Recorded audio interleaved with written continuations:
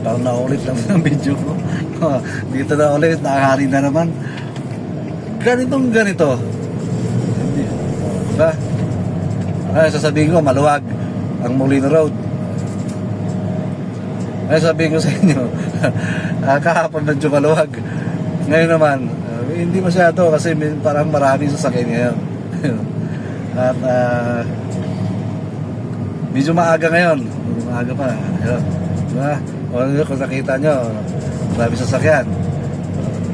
Ayun ang pinagkakaiba dito sa Molino Road. May mga video ako na maluwag.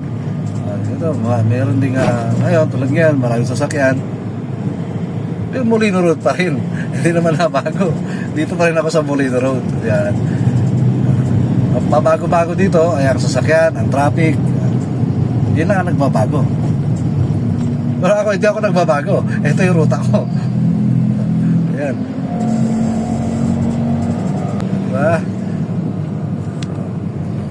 Nakikita niyo yung mga update ng traffic para alam nyo kung anong oras ma-traffic, anong oras maluwag. Ayan. Basta tandaan nyo, magpatay ng oras, maluwag dito.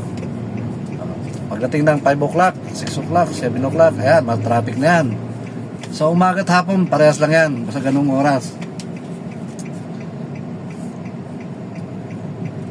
Tapos, packet na tayo, state field, ayan, di ba, ang luwag. Ayan. Sumalubong. Salamat, pinagbigyan tayo. Teacher tayo. Thank you.